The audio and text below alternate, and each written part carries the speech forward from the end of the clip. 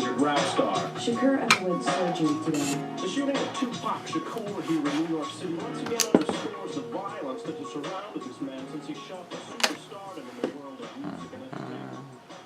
You're still recording all of them, right? Mm-hmm. That's what I'm doing now.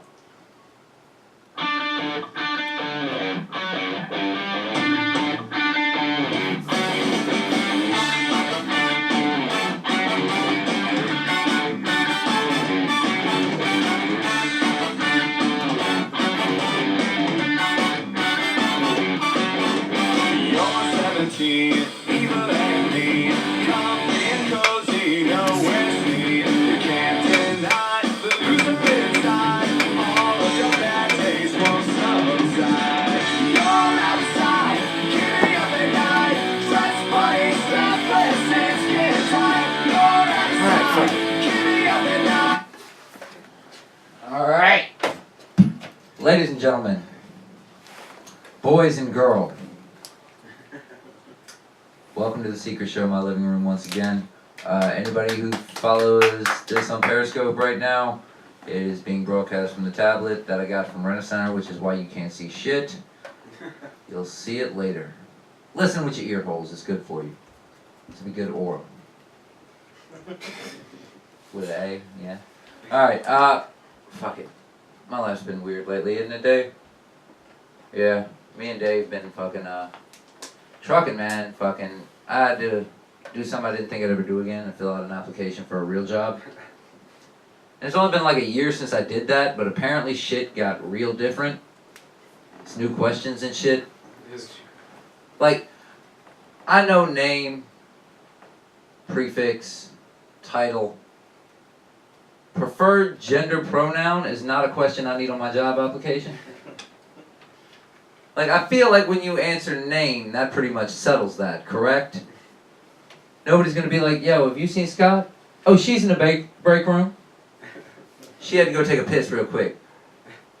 You seen Brenda? Yeah, he outside playing football with the rest of the dudes on lunch. What? No, we know who you are, okay? And honestly, dude, I don't know why we have to pick a gender pronoun, right? But I get it, he or she. But there were 3 options. He, him, his, her, hers, she, and they, their, theirs. And I was like, wait a minute. I get one or the other. And I get you want to pick one or the other. Fine by me. Just pick one though, okay? This shit ain't religion. You don't get to be agnostic about your gender. Right? I don't care if it's a different thing every day. I really don't. If you want to be Sarah today and Tom tomorrow, go for it.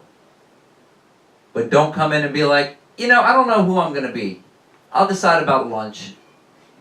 I'll let you know when I figure it out. Look, if you can't decide what gender you are, how in the fuck are you supposed to buy lunch? Right? Like, if you can't decide whether you should pee sitting down or standing up, do we really need to let you vote? As insensitive as that is. I'm just saying, if you can't make up your mind about yourself, not that it matters though. Right? Am I in a room full of voters right now? Jesus. This is where my life has come. I dropped out of college 4 times to be in a room full of voters. Shit. I've never voted, guys. Seriously. Seriously. Not because I don't care. Just because I've never actually taken the time to fill out the paperwork. Which they didn't tell you about that growing up, did they? It's always, when you get old enough, you have to vote. And I tell you, when you get old enough, you're going to need to get 2 forms of government ID, go down to the post office, talk to Sheila, who's got a shitty attitude for no reason at all. She's going to lose your paperwork. You're going to show up to vote once. They're going to tell you you can't do it because you're not registered. And you're going to be like, but I've lived here my entire life. And they're going to be like, tough shit, get out. And you're going to go home and decide whether the dress is black and gold or white or gold, whatever the fuck that, you know the dress, right? Those are the biggest votes I have, alright? Like, what does this dress look like to you? Can't we just do it on Facebook? We do everything else on Facebook now. Just, you know, cast your vote on Facebook. Like for Bernie, like for Hillary, or like for Donald Trump. I love Donald Trump. The Don Father. Right. Anybody know anything about New York City in the 70s? Do you know who made money in construction in the 70s in New York City? The only people that made money? The reason you think unions are mob run now? Any bells? No? Just Donald Trump, the legitimate businessman? But he's running. That doesn't bother anybody else? We could have one president who's just like, I don't care. I don't care. You come to me on the day of my hot daughter's wedding, right before I go bone her, and you ask me this favor. Do you think I built all these fucking buildings just to pay you for the glass you put in them, sir? Get out. You know, this is my own open mic, alright guys? Like, I'm just gonna work shit out here, and it may not always work, but sometimes it does. Alright, well fuck it. While we're on the issue of transgenders, let me see if... I'm trying to be nice. Oh, quick tutorial since you haven't used it, Brent. Okay. Here, Mm-hmm. not here, Okay. or here. Alright. And definitely not this way. Gotcha. Okay. See, that was so much better than what I got. I got like this. You see the Like a little wave of line the here? hand. Uh-huh. Talk into that. It's not complicated. But anyway, Pat McCrory, bless his heart. Look, I went to college and dropped out 4 times, right? But Pat McCrory went to college and graduated, and he's scared of the boogeyman. So is college really a barometer of how smart you are as an individual? Because that's what the transgender thing is for him. It's sweetheart, have you ever walked into a bathroom and seen some big, sweaty, beefy man in the back of the bathroom, mouth breathing and shit, leering, just like, I'm Samantha. Now, okay, if you did see that man, would you A, turn right the fuck around and go right the fuck back outside, or B, go, hi Samantha, how are you? Honestly, probably B.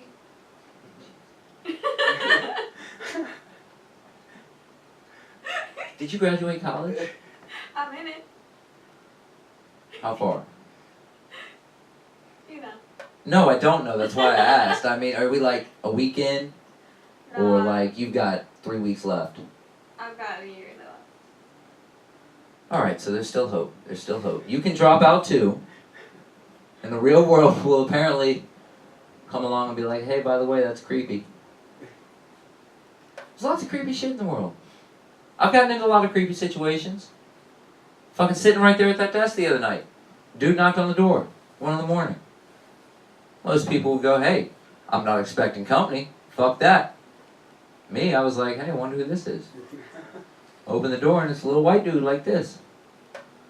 Long shorts, 4XL t-shirt going down to his ankles like a dress. He goes, hey man, I like my keys out of my apartment upstairs because I live in this building with you. Could you give me some money for a cab so I can go get my keys? I was like, dude, I got 35 cents on a debit card, alright? If the cabbie will take it, it's yours. He goes, well, if I don't get the cab, can you give me a ride to get my keys? And I went, sure. Because I ain't got shit to do. And I'm not well in the head. I don't know if we figured this out yet, but a guy telling jokes in the middle of his living room, like it's normal. Not right up here. So I say yes, and we get in the car, because 30 seconds after that, he comes back knocking on the door going, hey man, the cab's not coming. I'm like, damn, that was quick. Did he just show up and be like, nope, bye? So we get in the car, we drive out to Durham, into the middle of the fucking hood. I'm so focused the whole time on whether or not I'm going to have to stab this guy before he stabs me that I'm not paying attention to where I'm going. When we end up in the middle of this hood and he goes, we're driving around until a white Honda passes us. He goes, stop right here. And then literally hops out of my car and chases down a car going the opposite direction. It's a little urgent for some keys, isn't it? Like, so, but again, I don't know where I am, so I've got to be like, fuck, what do I do? I can't leave him. Because I don't have my phone with me, because I'm retarded. I don't know where I am. So he gets back in the car, I go, you get your keys, man? He goes, what? Oh, Oh, yeah. I also got some chronic. Do you smoke chronic?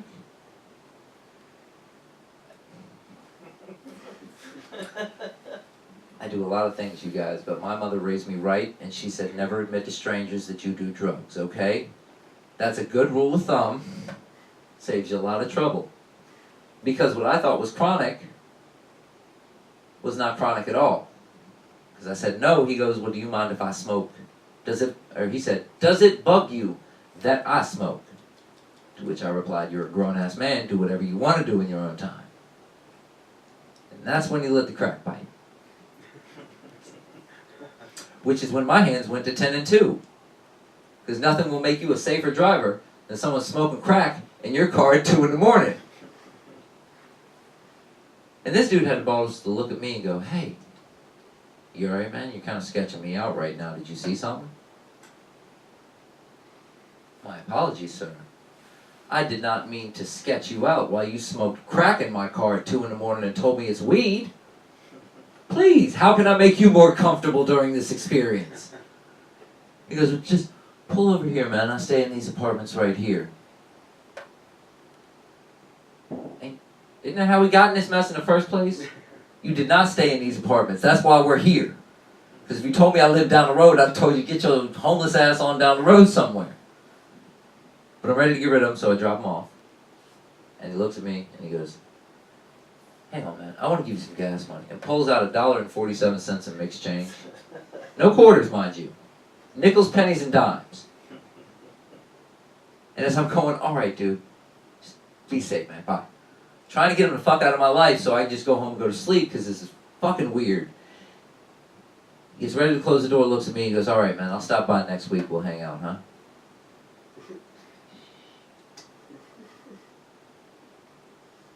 Because I have to live here for another 11 months. How you feeling, Brent? Good. Warmed up? Yeah. Ready to go. Alright. I'll give you one more and then I'll bring Brent up so that he can get to do his podcast about Game of Thrones and gas station box wine or whatever it is. It's a niche audience.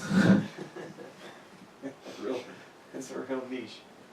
I tell you what, you and Sarah should get together and read romance novels and skip over all the dirty parts. I love my wife. My wife reads romance novels for the plot. That's not a bit, that's not a joke. That's my wife. I was like, you reading those books kind of fast. Yeah, well, I skip over all the gross stuff. It's like saying, why are you fast forwarding to porn? How gross is it? I don't want to see the gross stuff. Look at it, look at all the juices and stuff. I just want to see if she gets her cable fixed. Alright. That's about as good as it's going to get for me tonight, I think, Brent. So, ladies and gentlemen, I have a lot of respect for this next comic. Recording his first comedy CD, May 11th. Yay. Come get free tickets. Yeah! Do I need to leave a gun up here with this set, too? No, Just like, here you no, go, buddy. There's one in the chamber for you. Alright. Put your hands together. The very funny Mr. Brent Blakeney. Yes, that's cool. Alright, cool. Awesome, yes. Yeah, whatever. That was the worst. Yeah. That was the worst high five type thing. Dude. We're good. No, just want to sit down. Yeah, you can sit down. Alright, I'm gonna sit down. Alright, yes. I also don't want to stick to anything in here, so. What? I don't know. It gets sticky. I like. I like how I was like, I've never voted because I don't want to vote. I don't think you're allowed to vote. I am. Like, I think that's what. I think that would be. I just never did the paperwork. Just you like walk in like, hey, is this where I vote? Just no. Just don't. You know what? We get it. We got it. Green Party. We got it. You're not gonna win. It's fine. Oh, this is good. How many people are watching on Periscope? You can't find out? I mean, I can stand in front of the Oh, no, that's camera. fine, I mean, that's there's No, I'm not watching anything from what I see. 0 is what it Cool. says. Awesome. I'm just gonna talk to you guys because I don't know because they've seen my shit 500,000 times. It's fine. I'm sad. I'm sad Prince died. I am.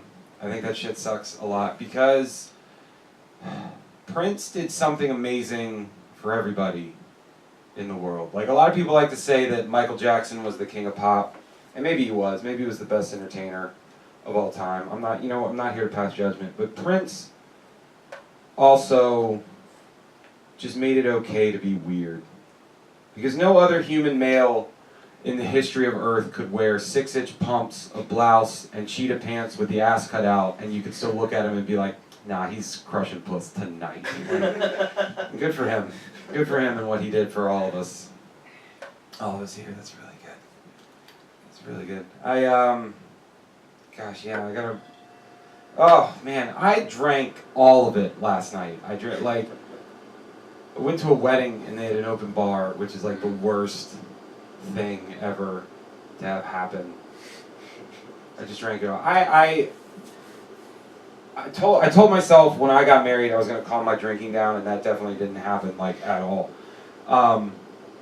And I told my friends that. I was like, guys, I'm getting married, like I should probably cut down my drinking a little bit, make sure things, I got control of my life. And my friends were like, oh good, we were worried about you. Apparently not worried enough to say anything, you assholes, but that's fine. Thanks for letting me submarine my own life for a while there. And I didn't even think I was that bad compared to some of them. I had a friend, he told me he likes to have a nice breakfast wine. No, you're an alcoholic is what that means. You're absolutely an alcoholic. What wine pairs well with eggs and bacon? What is your argument for that? Like, at that point, like, Brent, no, I am not an alcoholic.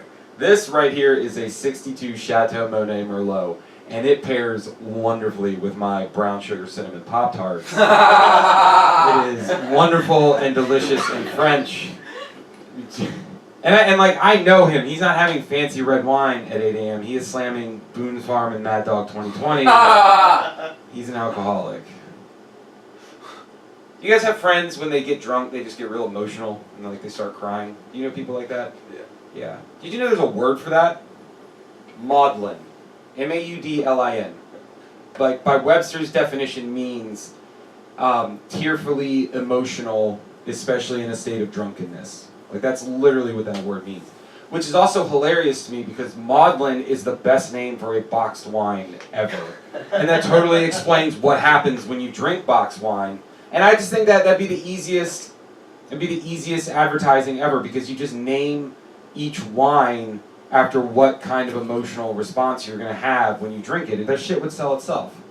It's like, what kind of evening are you having? Are you in the mood for a dry red? Well, why don't you pick up a box of, do you guys even like me anymore? I'm sorry, you're not in the mood for dry red? Maybe a sweet white. Maybe you have a sweet white wine, and you can pick up a box of, why is Stacy such a bitch? It would be the easiest shit ever to sell. I never did drugs. I know. That makes me unpopular with a lot of people. I guess. I don't know. I'm a 30-year-old man who still cares about that shit. I had a lot of friends.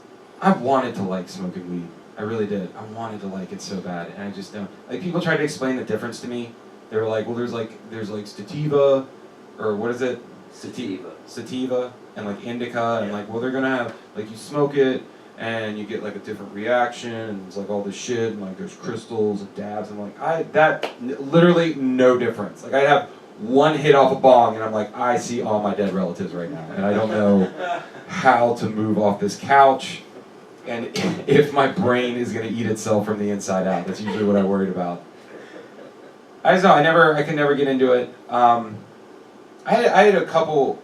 Really, the one thing that put me off anything stronger than weed was I went to Bonnaroo, and I watched that shit happen, and it was the weirdest experience. Like, I had a guy come up to me. He's like, "Hey, man," like, I'm standing in the middle of a field. I'm obviously not in any sort of way intoxicated. He's like, "Hey, man, you got any weed?" I was like, "No." He's like, "Oh, you got any ecstasy?" I was like, "If I didn't have weed, and you were offering to buy, why would I hold out?" And that's a different, like, you're gonna have two different kind of evenings if you're gonna have weed or ecstasy. You should probably plan a little better. That's what I don't understand. That's what I never understood about like heavy drug users, or even like drug users in general. Like if you're a drinker like me, there's like rules. It's like liquor before beer, you're in the clear. Beer before, like we have rhymes and shit. That stuff is just gospel. It makes sense. People who do drugs don't have that really. Like there's like they just try shit. Like they're all like think they're junior chemists and whatnot.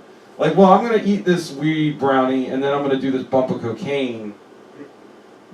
Last time I did that though, I pulled a gun on my grandmother.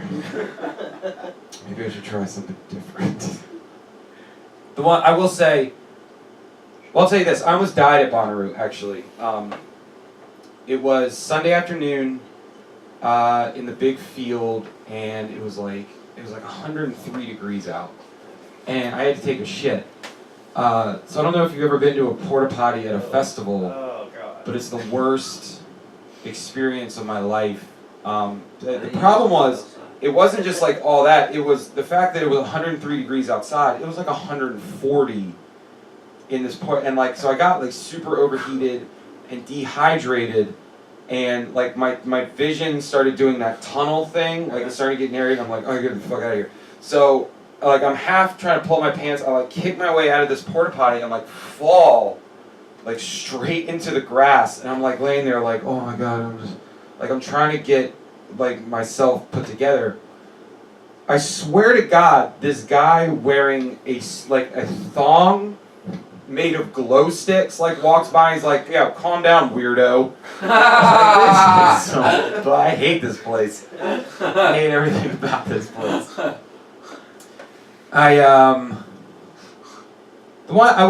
one like I'm about to justify all the bad decisions I make in my life. The one drug I did do for a little while, I did have a nice little painkiller thing going on. I broke my leg snowboarding, and they gave me like a shit ton of painkillers, and I took those things for months. They're amazing. Like you get like, oh, this is the best weed you'll ever smoke in your life. No, thank you. Okay, I have these 2 Vicodin, and I'm like, oh, thank you. That'll be wonderful. Do you have a glass of water? Thank you. You are looking out. Those are amazing. No, seriously, like I understand. Like I was on them for long enough, and I was like, I get it. I understand. These are the best things I've ever had in my life. I don't understand, people who, I had friends that were like, hey, I got my wisdom teeth taken out and they gave me all these pills, but I'm only going to take Advil. I'm like, what? That's the dumbest, it's not the Civil War, man. Like, you're not doing a shot of whiskey before a doctor comes to saw your leg off while you bite down on a sock. Just take the damn magic pills. They're magical. Let's see. What else do I want? What else was I gonna bring to the table? I was gonna bring to the table here. So I'm married. I'm 30. And I have a lot of friends that aren't married yet. And some of them are in relationships. And some of them like to ask. One question I always get is, when did you know that your wife was the one? And I remember the exact situation. We were sitting on the couch. We'd been dating like maybe like a year and a half, 2 years, and I look over and she, it's my wife. She's so amazing. And I remember looking at her and I asked her this question, and her response was so perfect. Like I knew I was gonna marry her one day. And I was like, hey babe, if you could have a dick for a day, would you do it? And she was like, yeah, absolutely. I'm like, oh shit, you didn't even think about that. You did like, wow. Okay, I'm a little concerned how quickly you came up with that answer. And then immediately I was like, well, I'm curious now, what would you do with it? And she was like, I would stick it in a jar of peanut butter. I'm like, that's number one? Like, what are you even talking about right now? She's like, are you kidding me? That'd be the best thing ever. You stick it in, it leaves an imprint, put the cap back on, stick it back in the cabinet. Like, that's the funniest shit ever. I'm like, you would have a dick for a day for a practical joke? And she was like, yeah. I'm like, I love you. No, we're going to get married. Definitely. I have a lot of friends that internet date. That's weird to me. Because like we invented the website Craigslist, right? Like 15 minutes later, there was a guy we called the Craigslist killer, but that gentleman you meet on eHarmony is totally safe, unless it's him, and then this is just weird for everybody. You guys met online. No, it's fine. I should ask questions before I just start railing on people's belief systems. But I had a friend. She agreed to sleep with a guy she met online.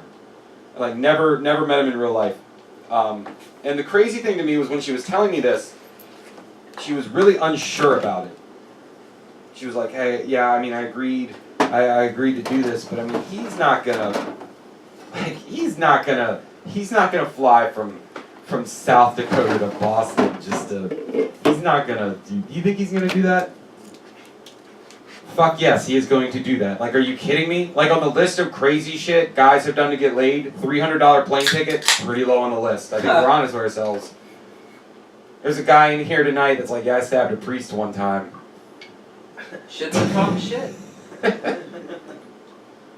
That joke is just funny to me because it's like when there's like a lot of people, it's like, oh, there might be, but it's like we all kind of know each other and like, who? All right, there's 4 of us who did it. Who's the one that did it? I think that the internet has like changed dating and sex though, and not in a good way. Like I think it's too accessible now. Like everything's too easy. Like you can get whatever you want from whoever you want, like whenever you want, and that's just weird. Like do you send dick pics? Oh yeah. You do? Good for you, man. I like how you came right out with that. You're just like, yeah, absolutely. You have a confidence though I will never understand. Like I think if I'm honest with myself, because like don't get me wrong, like I'm proud of mine. Looks real good. Stands up straight. Shit works. Solid. Never once though have been standing in the mirror first thing in the morning like, you know what? People need to see this right now. And like 7 pictures and like pick, stitch, send. No, I've never done that. I think ladies in the room. Be appreciative. If you get okay, I'm gonna say this: no woman should ever get an unsolicited dick pic. Like you should never have your lunch ruined by like, oh, what is that? Oh dear God, I can't any of this in front of me. Ugh. Is it sneezing? I don't. It's weird. But you know that does take work. It does take work. Because if you ask for one, if you're like, hey, yo, you trying to send me like a DP or something? It's that like he's never like, yeah, click on with my day. Like no, it's like this takes time. There's work involved. We got to make sure angles look good. I mean, it's a lot of work. There's filters you got to put on. Sometimes you do push-ups just to make your upper body feel good, even though it's all a lower body picture. But that's besides the point. I like that. I'm gonna keep that one. That's gonna go on the CD. I don't think dick pics started with the cell phone either. Which I think is the funny thing. Like I think as long as there have been cameras, there have been gentlemen taking pictures of their genitals and mailing it to women. I think that's what happened. Whatever form that takes. My question is, how many guys burn themselves on that old West camera, like with that big ass like phosphorus flashing, like they're trying to get the lighting right. And it's just like, ah! Shit! Smells like burned hair and a good idea in here. Damn it! When this develops in 9 days, I am mailing this to somebody. It's gonna be good. I think they probably did that because that shit would get like.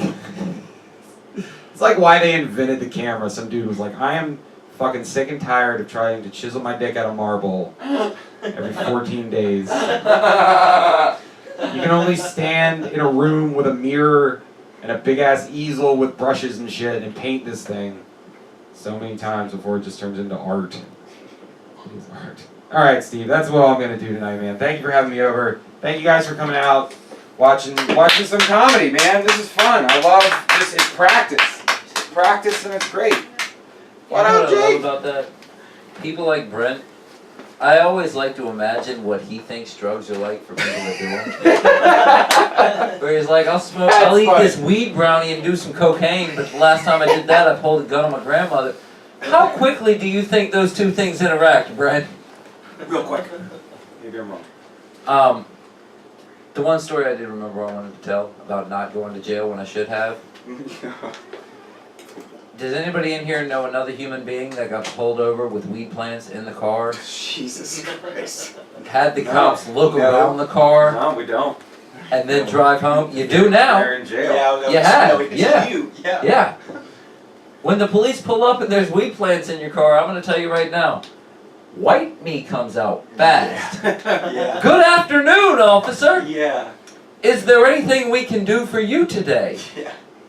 What are y'all doing out here? Oh, you know, we're just out here hiking, exploring in the wilderness, hoping to see a spotted red booby, maybe.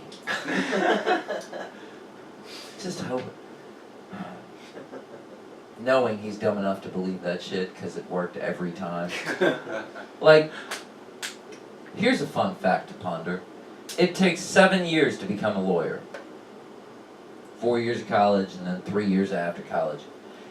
You can become a cop in 6 months. Does that not terrify anyone else in here?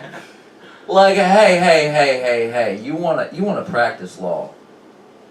You're gonna need to know that shit inside and out. You need to know the law forward and backwards, every law. The specific law you want to practice, Mike. Yeah. John, here's a pamphlet. Memorize that, the test is next Tuesday, alright? And he's the dude that sends you to the smart people.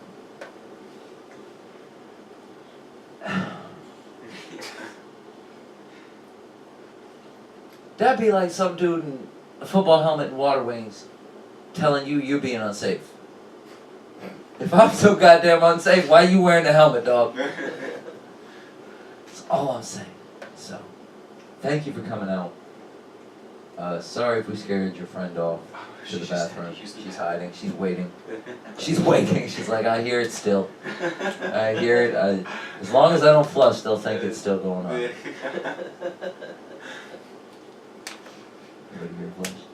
No. All right. Well, that's going to be Steve's Secret Sunday show this month. All right. Thanks for coming out, you guys. Have a good night. All right.